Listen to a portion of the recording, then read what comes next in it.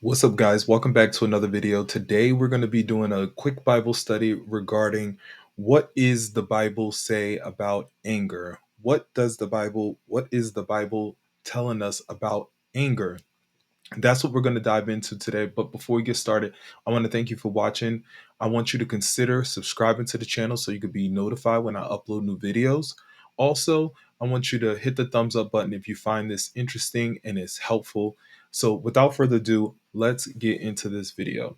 So we are going to be talking about um, anger, obviously, and we're going to be diving into. I want to divert your attention over to. We're going to be diving into Matthew chapter 5, verse 25. You see that up on the screen. But before I read it, let me tell you a little bit about this. The danger or damage of holding anger. The danger is twofold. It comes in two places. There is an earthly danger. Barriers can lead to serious action ranging from legal suits to imprisonment. Such action is tragic to God and among God's people. It, it is even forbidden among true Christian brothers to have anger. The damage of anger is many folds. To name a few, it leads to increased barriers and bitterness. It hurts families. It is costly. It damages the name of Christ and one's own testimony. It says to unbelievers that Christianity is a sham and no better than any other belief. It takes advantage of another person, always. It can cause injustice to be done. The law is not always right. It can cause a weak brother to turn away forever. It can cause fights, war, suffering, and death. There is an eternal danger here, though. Life does not last, and the day of final judgment is coming. A person's judgment for holding a grudge again against another brother will be severe.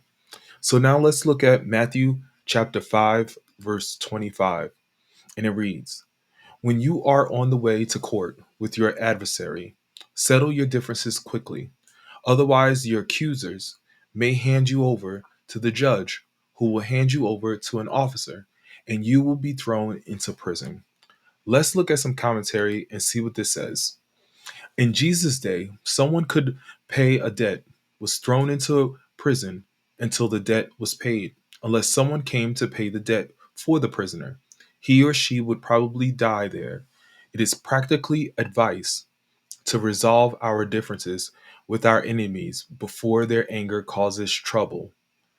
You may not get into a disagreement that takes you to court, but even small conflicts mend more easily if you try to make peace right away.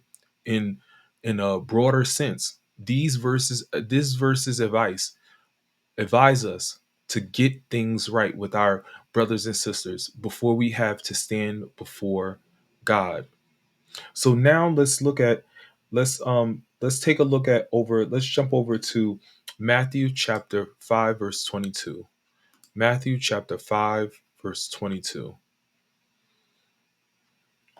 Before we get into that, guys, I just want to make sure that you make sure you subscribe to the channel, so you don't miss out on any future videos that I'm going to be going live. Also, I want to go live on the live stream, so I'm trying to get to that. So if you will consider subscribing. So let's go further. We see that Jesus says in Matthew chapter 5 verse 22, "But I say, if you are even angry with someone, you are subject to judgment. If you call someone an idiot, you are in danger of being brought before the court. And if you curse someone, you are in danger of the fires of hell." That's what Jesus says. Guys, the just to let you know is that's what I have for you guys. The more you subscribe, I can bring better and more content to you. So please subscribe, subscribe, subscribe, subscribe. I want to thank you for watching. I want to tell you, God bless you. God bless your family. Hit the thumbs up button. And also let me know if you're going to put this into practice, this teaching. Are you going to put this in practice today, tomorrow, or when it's too late? Let me know in the comments below. God bless you and God bless your family.